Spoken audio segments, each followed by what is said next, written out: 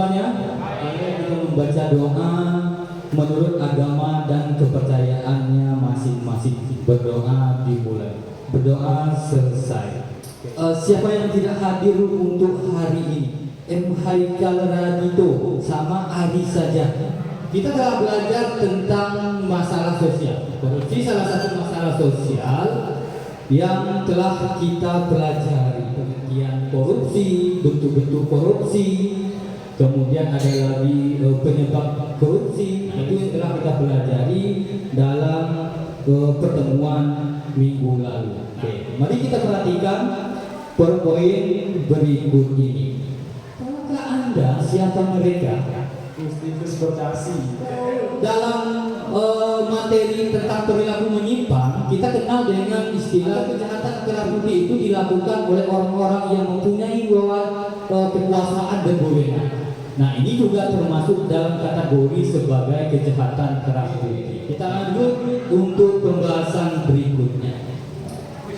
Tahu? Ayo, siapa yang tahu?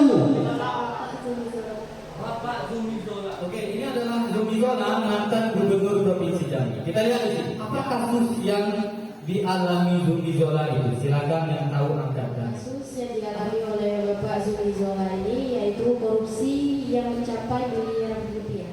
Oke, Zumi Zola adalah salah satu pejabat di provinsi Jambi yang ketika kasusnya terjadi itu pada tahun 2018 itu kasusnya sangat viral di Indonesia.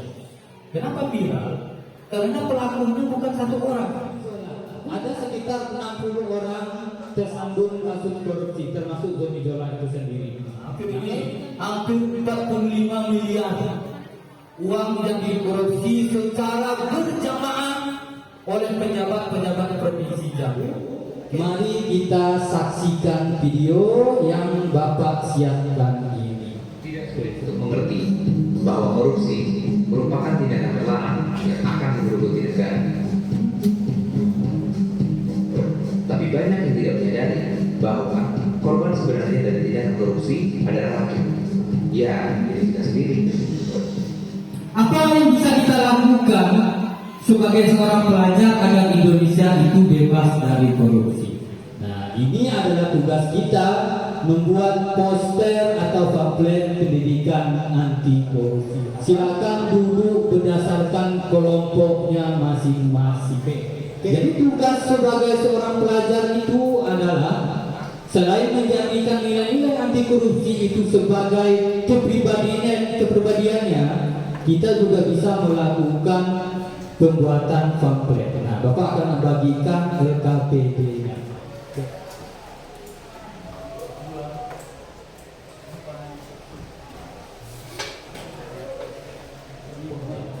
Oke, berikutnya ada yang namanya judul atau tema proyek. Jadi kita membuat suatu proyek tentang nilai-nilai anti korupsi. Yang pertama adalah judul, yang kedua adalah tujuan proyek, yang ketiga adalah sasaran proyek, dan yang keempat adalah tindak lanjut daripada proyek itu. Nah, tugas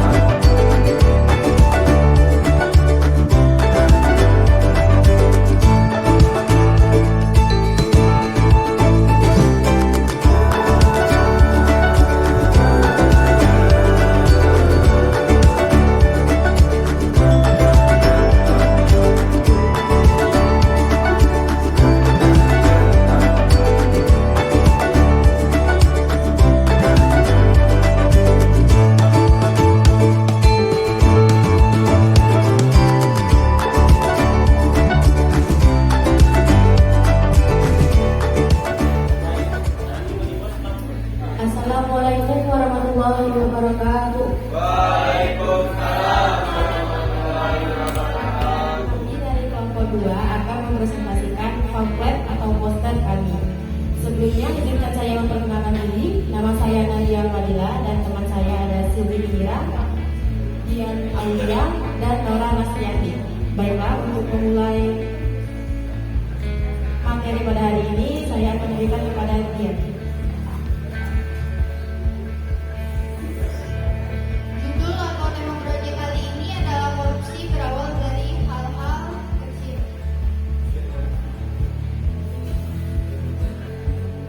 Dengan proyek mensosialisasikan nilai-nilai integritas anti korupsi baik di lingkungan keluarga, sekolah, dan masyarakat.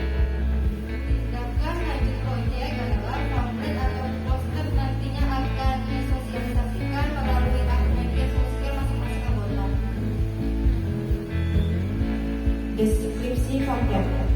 Pelaku koruptor tidak serta-merta memiliki keberanian untuk melakukan tindak korupsi. Terciptanya koruptor karena kebiasaan yang terus terulang sehingga menjadi kebiasaan. Kebiasaan-kebiasaan kecil yang dapat menyebabkan tindak korupsi sangatlah banyak. Tindakan suka menenteng, berbohong, dan perasaan iri perlu diperhatikan dalam diri anak-anak sejak dini. Hal itu bertujuan untuk mencegah berkembangnya mental koruptor. Sekian presentasi dari kelompok kami. Mohon maaf apabila ada salah kata. Saya akhiri. Wassalamualaikum warahmatullahi wabarakatuh. Oke, silakan dulu untuk kelompok 3. Jadi kelompok 3 ini membahas tentang korupsi berawal dari hal-hal kecil. Nah, seperti menyontek, bolos, dan lain sebagainya, itu adalah hal-hal kecil yang sebenarnya kita anggap sesuatu yang biasa saja. Nyontek, bolos itu sebenarnya adalah hal-hal kecil. Karena kita anggap sudah menjadi kebiasaan, maka hal-hal kecil ini bisa menjadi sesuatu yang luar biasa besarnya. Jadi hal-hal belajar dari hal-hal kecil, tidak menyontek, tidak bolos, maka kita akan terhindar dari perilaku-perilaku korupsi itu sendiri. Nah, berawal dari hal-hal kecil, kita menuju hal yang lebih besar lagi. Pertemuan kita Bapak cukupkan sampai di sini. Dari pertemuan tadi, apa yang dapat kita simpulkan dari materi kita pada hari ini? Silakan. Materi kali ini adalah korupsi termasuk dalam kategori kejahatan luar biasa atau extraordinary crimes karena tidak hanya merugikan uang negara, tetapi juga melanggar hak sosial dan ekonomi masyarakat luas. Semua lapisan masyarakat harus berperan dalam pemberantasan korupsi.